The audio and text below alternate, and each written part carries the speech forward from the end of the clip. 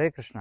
ప్రస్తుత సమాజంలో ఆధ్యాత్మికత పేరుతో ఆధ్యాత్మికం కానటువంటి ఎన్నో కార్యాలు ఆధ్యాత్మికతగా ప్రచారం చేయబడుతూ ఉన్నాయి. కానీ అసలు ఆధ్యాత్మిక జీవనం అంటే ఏమిటి? భగవద్గీత ఈ విషయంలో ఏం చెబుతుంది?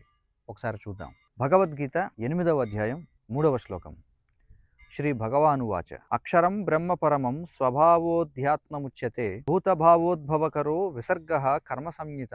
శ్రీకృష్ణ భగవానుడు పలికాడు, నాశనం కానివాడు దివ్యమైనవాడు అయిన జీవుడే బ్రహ్మము అనబడతాడు. అతని నిత్య స్వభావమే అధ్యాత్మమని చెప్పబడుతుంది. కనుక ఆధ్యాత్మిక జీవనము అంటే ఆత్మకు సంబంధించిన జీవనము. అంటే ఆత్మ యొక్క నిత్య స్వభావమే ఆధ్యాత్మిక జీవనం. కేవలం శరీరానికి సంబంధించినటువంటి కార్యాలు చేయడం ద్వారా, లేదా మనసుకు చెందినటువంటి కార్యాలు చేయడం ద్వారా, బుద్ధికి సంబంధించిన కార్యాలు చేయడం ద్వారా అది ఆధ్యాత్మికం కాబోదు. ఎందుకంటే ఆత్మ స్థూలదేహము సూక్ష్మదేహము చేత ఆవరించబడి ఉంది. ఈ స్థూలదేహం అనేది పంచభూతాలతో తయారైంది, సూక్ష్మదేహం అనేది సూక్ష్మ పదార్థాలతో తయారైంది. కనుక మనం శరీర స్థాయిలోనో లేదా మనసు స్థాయిలోనో చేసేటువంటి కార్యకలాపాలు అవి ఆధ్యాత్మికత అని అనిపించుకోవు. కానీ ఒకవేళ మన యొక్క శరీరాన్ని, మన యొక్క మనసును ఆత్మ యొక్క నిత్య స్వభావాన్ని వ్యక్తం చేయడం కోసం వినియోగించినట్లయితే అప్పుడు అది ఆధ్యాత్మిక జీవనం అవుతుంది. ఈ రోజుల్లో అనేకమైనటువంటి సంస్థలు యోగా పేరుతో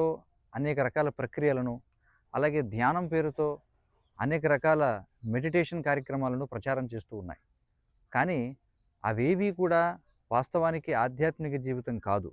ఒకవేళ అవి ఆత్మ సంబంధమైనటువంటి కార్యాలలో వ్యక్తిని నిమగ్నం చేయకపోతే. ఈ విధమైనటువంటి యోగా ప్రక్రియలు పాటిస్తూ లేదా రకరకాల మెడిటేషన్ కార్యక్రమాల్లో నిమగ్నం అవుతూ చాలామంది ఆధ్యాత్మిక జీవనాన్ని గడుపుతున్నామని అనుకుంటున్నారు. కానీ ఆధ్యాత్మిక జీవనం అంటే మన గురించి, అంటే ఆత్మ గురించి తెలుసుకోవాలి, భగవంతుడి గురించి తెలుసుకోవాలి. ఆత్మలైనటువంటి మనం భగవంతుని సేవలో నిమగ్నం కావాలి. అదే నిజమైనటువంటి ఆధ్యాత్మిక జీవనం. మరి మనం చేసేటువంటి కార్యాన్ని ఎప్పుడైతే భగవంతుని యొక్క సంతృప్తి కోసం చేస్తామో అదే ఆధ్యాత్మిక జీవనం అవుతుంది. ఆ విధంగా ఆధ్యాత్మిక జీవనాన్ని గడపడం ద్వారా వచ్చేటువంటిది ఏదైతే ఉందో దానినే ఆనందము అని అంటారు. ఆనందము అంటే ఆత్మ సంబంధ కార్యాల్లో వచ్చేది అని అర్థం. మరి నిజమైనటువంటి ఆధ్యాత్మిక జీవితం అంటే ఏమిటో తెలుసుకోవాలనుకున్నా, అది ఏ విధంగా ఆచరించాలో తెలుసుకోవాలనుకున్నా భగవద్గీత యథాతథం చదవండి. హరే కృష్ణ.